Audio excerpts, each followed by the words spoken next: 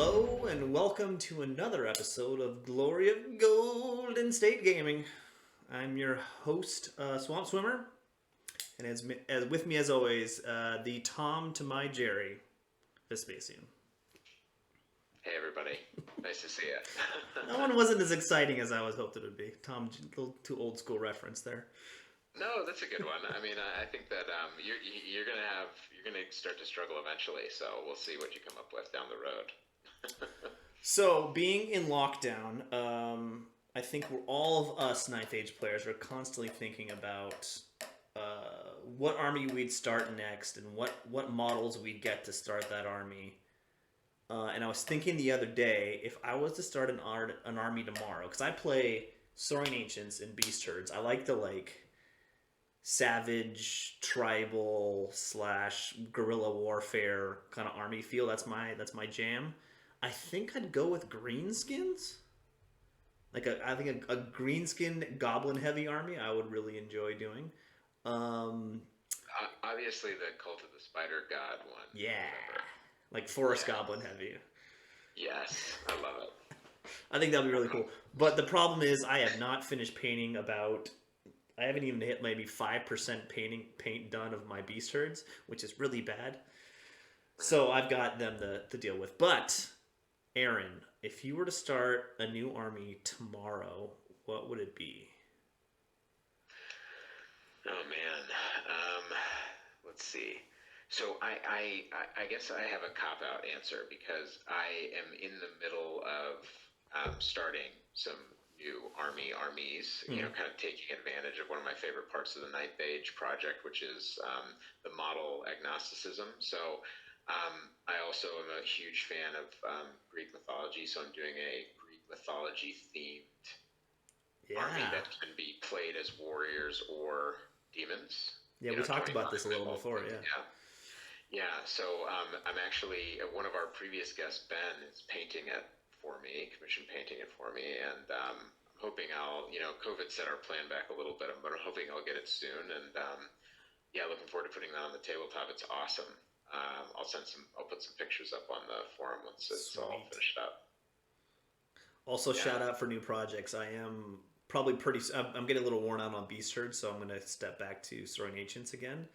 And I got the. What's the miniature making company? Lost Kingdom.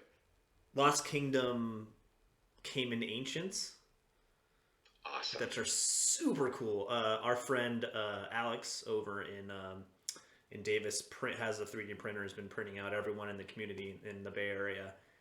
He printed me out some of those. Oh, those are so cool. But I got to paint it up. So that's in a few following videos. I think we should get some pictures of completed models on the screen because we can't get models on the board. So, It's a great idea. I like it. but let's move on to the bat rep for today. Hold on. There we go. It is me in my round 3 of Fading Flame League tournament against the one, the only Abrasis. I think everyone knows who Abrasis is. He's a really good player. He's in Poland. Whew, I'm telling you what, I was intimidated by this player. So we'll see how it goes. And we were playing Marching Columns and Spoils of War. This is my list. I talked about it previously, so if you want to know more of the list, go back and look at previous videos. But Abrasis was running Dread Elves. Let's see, he's the Warlock Outcast on Cosmology with a Binding Scroll and Scepter of Power. That Warcast, the Warlock Outcast is strong, really strong. Yeah, that ability to make it, two harder to dispel his spells is really powerful. Like if you get a big roll and it's like Mm-hmm. 20 on 3 dice, it's like, yeah, There's just nothing you can do. yeah. All right, Dread Prince General, Seal of the Republic, Halberd, Shieldbreaker, Mask of the Crow, Lucky Charm. Mask of the Crow is the. Remind me. Okay. Isn't that Yeah. the you don't get to use your Is it, BSB? no, that's the Gorgon one. No, no. I think this isn't this the one that does it give battle focus? Let me look it up. I'm Uh, sorry, I should know this. I'm bad. no, no. Oh no. Yes, the unit gains fear, and in addition, any friendly unit that contains one or more models with fear within 6 inches must reroll natural wound rolls of 1 in close combat. Hmm. So it brings back the old killer instinct and gives fear, and does it in a bubble. The reroll one to wound, which is pretty awesome. Yeah, that's a great item. Let's see here. Let's see, and he's also got the Temple Legate BSB with Blitz Derek, of course, and then the Warsmith upgrade. That's the goodness. I don't even know any of these rules. So that's the Alchemy Adept. Okay. And then models with Blades of Derek in his unit in combat have this mechanic that allows them to shred armor, basically. Hmm. Uh, yeah. That's why I don't know. It didn't have any effect on me. One Silent Assassin. He's got a block of Legionnaires. He's got Shadow Riders, 8 of them. He's got another block of Legionnaires, a little smaller, 17. He's got 15 auxiliaries, 7 Warlock Acolytes, the Altar, the Crucible Slaughter version, the one that goes in a unit and causes everyone to be -1 toughness, 10 Obsidian Guard, 8 Harpy Chaff, 2 groups of Black Cloaks, 1/8, 1/5, a Hydra, and a Mist Leviathan. It's Wow. It's an interesting list. He took like one of everything. Yeah, it's a lot. It's a lot in there. Yeah, MSU, MMU, I guess, a little bit. The character builds are interesting. I mean, the Dread Prince is pretty nasty, right? So he'll get to a 1-up pretty fast with 5, at strength 5, AP 6 attacks, right? So he's going to hit pretty hard and go through lots of different stuff. Yeah, lots of little units and buffs and acolytes with no champion is an interesting one. I mean, they're cheap, at that price for that model and what it can do. So, and a Mist Leviathan, this one was a sleeper. I think that a lot of people didn't take it, and I've seen a few lists with it. It can be interesting. I'll be interested to see how he uses it here. Yeah, I think he's got a little bit of advantage to me just on, Dread Elves against Beast Herds, but nothing I can't overcome, I think. Okay. All right. So this is the field. This is before deployment. And this is after deployment. If I remember correctly, let me just see here. Yeah, so he got the first turn, which means I let him drop, and then I followed. Let me actually just go there. And that's how I place my forest. Okay. So he dropped kind of center and some things off to the right. His shooty stuff. Or no, the 2 cloaks, black cloaks, were scouting, obviously. But it was kind of right. Nothing on the left, light on the right, and everything in the center. Okay. I tried to double down on the right. I kept my BSB Longhorns close to the center so I can get this objective, the Just Spoils of War token, and then heavy on the right to get this one. My thought process was, instead of going heavy on the left, was because all of these things, or his it would be better for me to face head on his Warlock Outcast than to have them coming around and sweeping my flanks. That was my thought process. Okay. Got it. Yep. Okay. So in his turn 1, he comes up pretty heavily. He's got a lot of charge options, a lot of different ways to come in, and he kind of folds the Hydra back into his center of his lines, which I thought was interesting. But basically, what scared me is I don't have any charges when I'm looking at it. That's what I thought after his first turn. But he gets. Oh, he kills all my chaff, and his shooting kills my chaff, the two dogs in the center, and then does some longhorn wounds. Oh, that's what it was. In the longhorn block, he got unity. Okay. Yeah, so he's picking away at you a little bit. All right. In my turn, okay, this is where things start to get a little crazy, and I might make some decisions that weren't the best decisions. I feel like I felt like I needed to go. I needed to get into him because he was just going to shoot me off the board, and I decide to bring one of my centaur blocks into his spear unit. And on looking back at it, I don't think that was the right move. I maybe probably should have gone into this unit with the altar and maybe tried to kill the altar and one shot it. But again, Abrasis, his prestige blinded me. Okay. And I went for this move.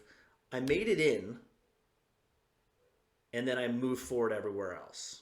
Chaffing his warlocks on the right, setting up a countercharge with the centaurs on the right, and then the blocks kind of just move up while staying in the forests.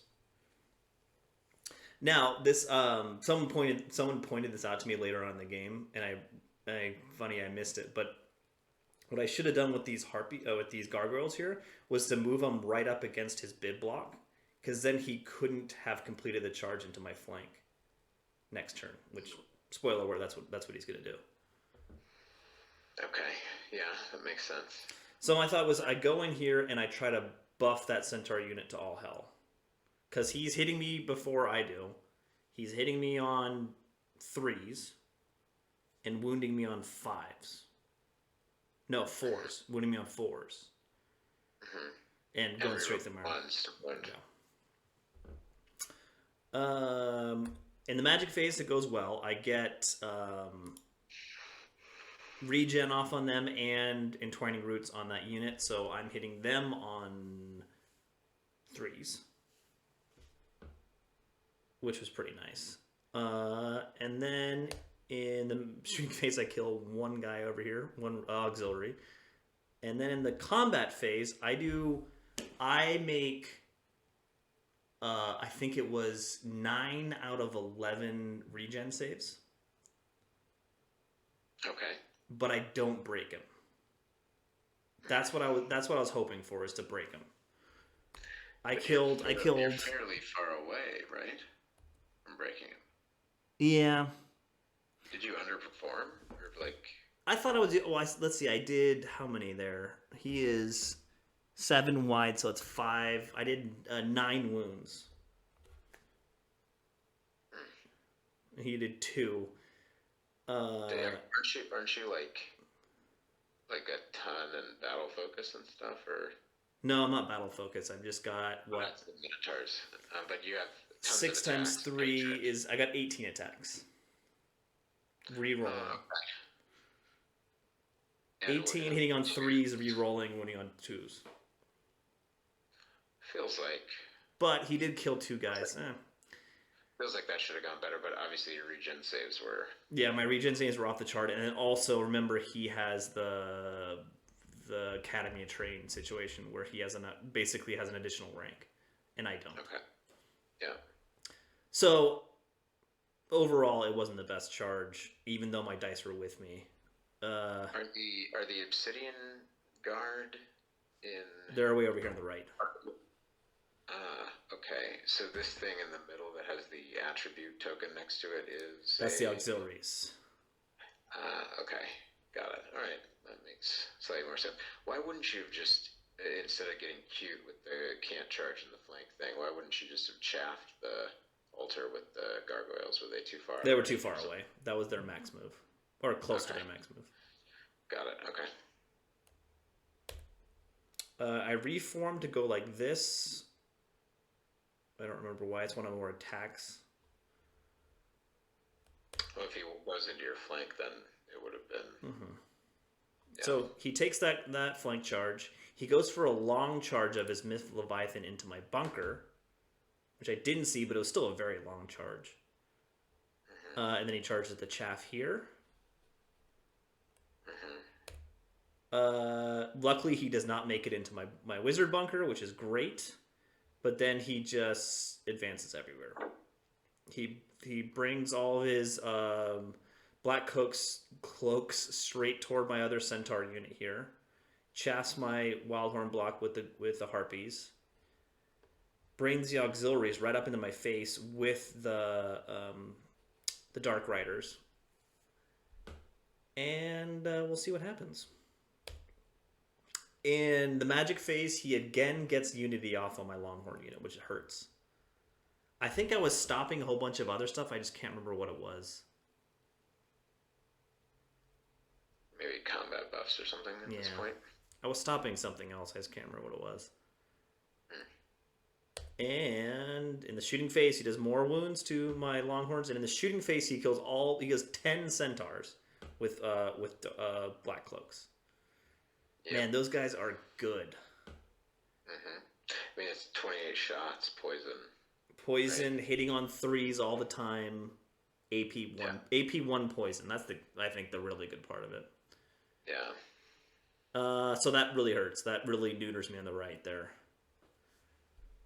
And if we see after the combat phase, things don't go my way. He blows out my my centaurs here. His big block overruns into my longhorns. We're skipping ahead here, and then I charge the chaff in front of me. So we're skipping to my turn, turn 2. And then I charge my gargoyles. My gargoyles into the flank of his dark riders to hopefully break them and overrun into his auxiliaries here and get his wizard. That's the move I was thinking might turn this game for me. So we get to here. And I basically just... I have a sneaking suspicion of how this is going to go. Okay. Let's see here. And he reforms his legionnaires like this to try to grab the Spoils of War token. And he's facing out this way, out to the left. So I throw my chaff into here, which is kind of like a weird place to put them, but they can't be charged. So they're just waiting for next turn. My magic phase, I don't do well. I was trying to get all those druidism spells off. On this unit, I only end up getting Gnarled Hide, so distracting. And I get Black Wing on the gargoyles so they can swing first. Doesn't it give you armor too? Yeah, it gives you one tick of armor, but against these guys, it doesn't really matter that much. And then I get Blackwing over here, so these gargoyles are swinging first. Okay. I thought that was really important. Let's see here. In the magic and shooting phase... Oh, I'm sorry, the shooting phase, I do 3 damage here. How did I do that? With the wild horns. Yeah. That was some lucky rolling. Oh yeah, the wild horns and these centaurs. Yeah, don't you have another ambushing unit? They didn't come on because I don't have the B-Sword General, so it's only a single roll. I don't have the reroll to ambush. Got it. Let's see here, and then what happens? It works. I win over here with the gargoyles. I break them, and I make it into the flank of his auxiliaries with his outcast. But actually, in there, he pops his silent assassin in there also. But in this combat, I stick, which is nice. But I am down to very few guys. Can he can do that into an engaged unit? Did he do it before? Yeah, he did it before I charged. Oh, it was so Yeah, it was already in there. yeah, yeah. Okay. He saw that coming.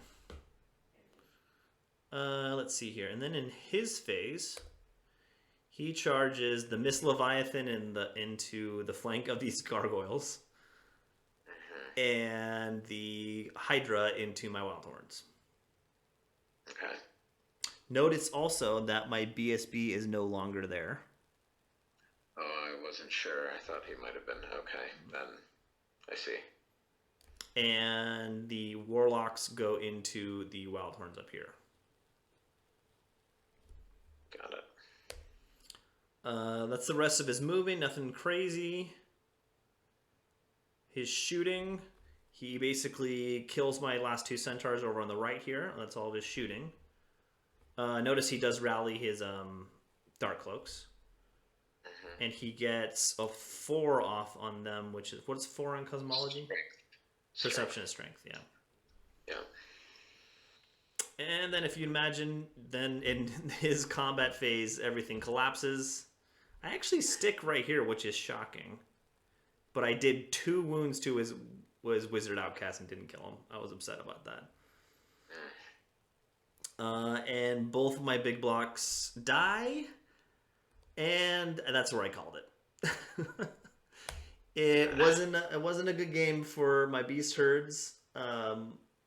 Unfortunately, it was Abraxas paid really well, and I did not play well. I blame myself for this one. But looking back at it, Vespasian, where do you think I went wrong? Let's go back to the beginning. So he dropped first. Yeah, he dropped first, and this was his first turn movement. Um, so I think matchup wise, I think that having the centaurs in front of 14 shades is or 13 shades is kind of a questionable decision, right? I mean, Well, the thing is, they do 20 wounds or 10 wounds in a phase against centaurs, right? the Like on problem is average. the black cloaks are scouting, so they can go anywhere they want. Right. Mm. Okay.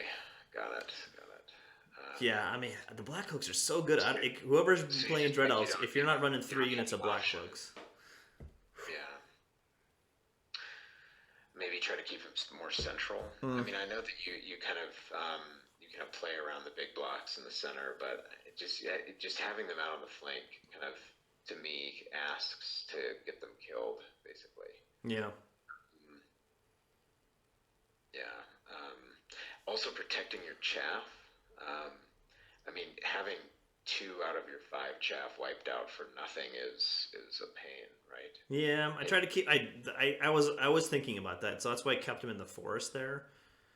Yeah. But even if they Black weren't in the Ops forest, they'd still be dead. I think. I Yeah. guess I should have kept them back, to be honest. Yeah.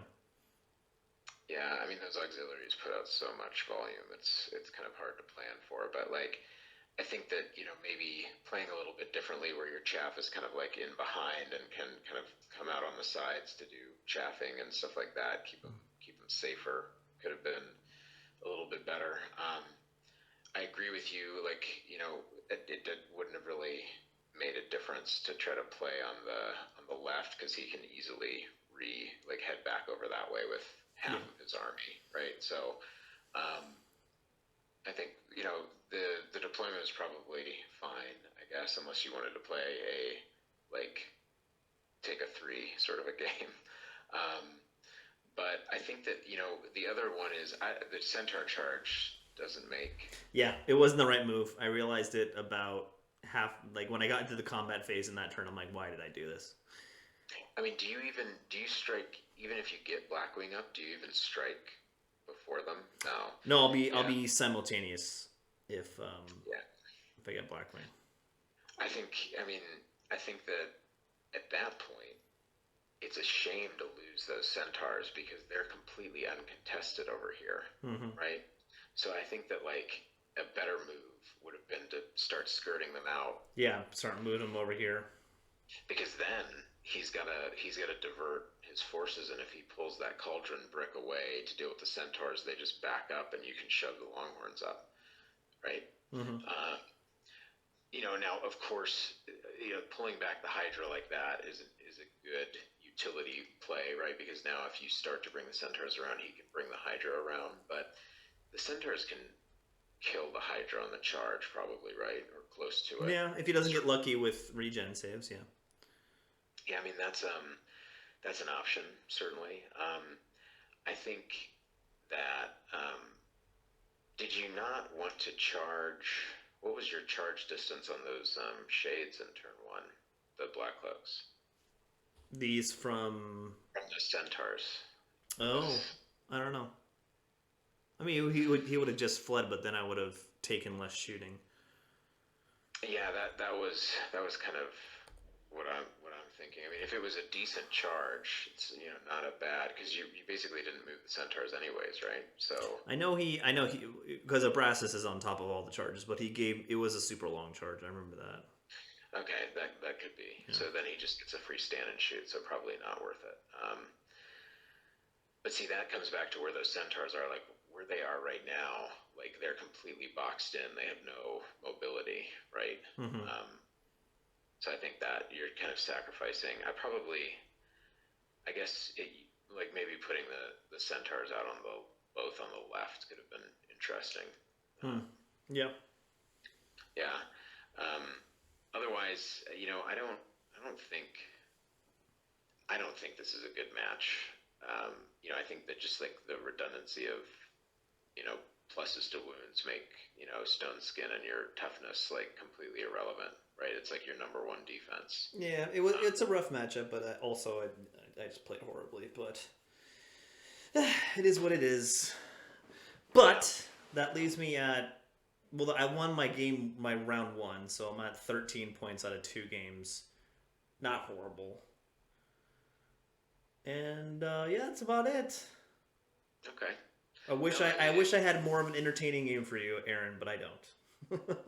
Hey, listen, it's always good to play against high quality players. That's how we get better, right? Yeah, So, true. I think you probably took a few, kind of movement shenanigans and deployment thoughts, back after this game. So No, yeah. worth the effort. I hate to admit it that, but I got really hyped up before the game. It's like, oh, this is a Brassus. Like I got to play well against him, and I got out of my own head. And there's definitely a psychological game within this game also. I psyched myself out a little bit. Hey, listen. Yeah, I mean, this is how you get better, right? So All right. Well, thank you for watching the video. We will have team tournament games coming up soon. But please like and subscribe, and everyone have a good evening. thanks, everybody.